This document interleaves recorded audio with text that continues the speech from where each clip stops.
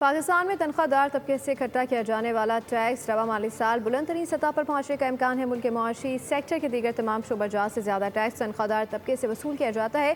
اس حوالے سے دیکھتے ہیں اسلام آباد سے فہد چودھری کی رپورٹ۔ سرکاری ملازمین ہوں یا پھر نجی شعبے سے وابستہ ملازمین، پاکستان کا تنخواہ دار طبقہ اس وقت سب سے زیادہ انکم ٹیکس ادا کر رہا ہے۔ 2019 میں سالانہ 75 ارب روپے انکم ٹیکس دینے والے تنخواہ دار طبقے سے رواں مالی سال اندازے کے مطابق 550 ارب روپے وصول کیے جا رہے ہیں۔ یہ تو گورنمنٹ کے اندر جو بیٹھے ہوئے ہیں اکانومسٹ اور سارے کے سارے، دس از دیئر پرائم رسپانسبلٹی کہ کسی بھی ایک جو طبقہ ہے یا کلاس ہے، سیلریڈ کلاس، یہ سارا ان کو جو ہے وہ برڈنائز نہ کیا جائے۔ سرکاری ملازمین نے مطالبہ کیا ہے کہ حکومت IMF سے مذاکرات کر کے تنخواہ دار طبقے کو ٹیکس میں ریلیف فراہم کرے۔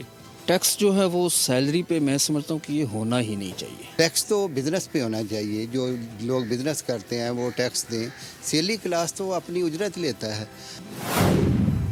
سرکاری ذرائع کے مطابق آئندہ مالی سال کے بجٹ میں حکومت کی کوشش ہے کہ IMF کو تنخواہ دار طبقے کی ابتدائی سلیبس پر ریلیف دینے کے لیے رضامند کیا جائے۔ سرکاری اور نجی شعبے سے تعلق رکھنے والے ملازمین کا متفقہ مطالبہ ہے کہ حکومت تنخواہ دار طبقے پر ٹیکسوں میں کمی لائے اور دیگر شعبہ جات کو ٹیکس نیٹ میں شامل کیا جائے۔